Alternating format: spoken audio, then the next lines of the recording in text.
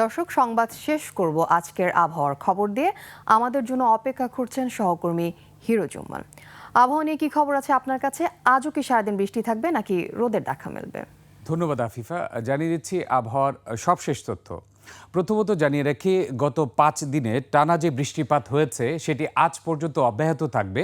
তবে আগামী 4 থেকে 5 দিন সেটি ক্রমান্বয়ে কমে যাবে এবং এই সপ্তাহে শনিবার পর্যন্ত এটি একেবারে নিঃশেষ হয়ে যাবে। সানবিট সব দিবে সামাল।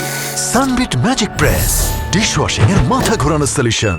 এক্ষেত্রে জানিয়ে রাখি এটির উৎপত্তি হয়েছে কিভাবে। আরব সাগর থেকে ভারত মহাসাগর দিয়ে বঙ্গোপসাগর দিয়ে আমাদের দেশের উত্তর পশ্চিমাঞ্চল দিয়ে রংপুর এবং রাজশাহী বিভাগ দিয়ে প্রথমে এটি আধিপত্য বিস্তার করে। লঘুচাপ ছিল যেটি, তারপরে নিম্নচাপ দিয়ে সেটি আমাদের সারা দেশে ছড়িয়ে পড়ে। যদিও প্রথমে রংপুর এবং রাজশাহী বিভাগে এর আধিপত্য ছিল, কিন্তু এখন দেখা যাচ্ছে ঢাকা এবং ময়মনসিংহ বিভাগের কিছু কিছু জেলায় এর বেশ আধিপত্য রয়েছে এবং আজ পর্যন্ত এটি থাকবে এবং আগামী 4 থেকে 5 দিন এটি হালকা থেকে মাঝারি বৃষ্টিপাতের মধ্যেই সীমাবদ্ধ থাকবে এবং ধীরে ধীরে এই নিম্নচাপটি শেষ হয়ে যাবে। তবে এক্ষেত্রে সারা বাংলাদেশের টেম্পারেচার কেমন থাকবে সেটা জানিয়ে দিচ্ছি।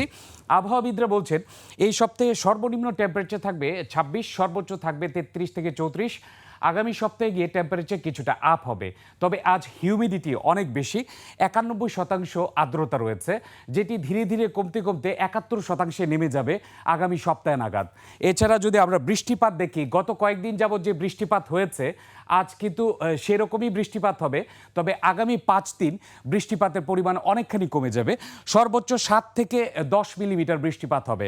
সব কিছু মিলে আমরা বলতে পারি গত 5 দিনে যে টানা বর্ষণ হয়েছে, বৃষ্টিপাত হয়েছে, সেটি অনেকখানি কমে যাবে আগামী 5 দিনের মধ্যে এবং ঈদের আগে আমরা হয়তোবা একটি ভালো আবহাওয়া দেখতে পারবো। তো এই ছিল আমার কাছে সবশেষ আবহাওয়ার তথ্য। ফিরছি আপনার কাছে।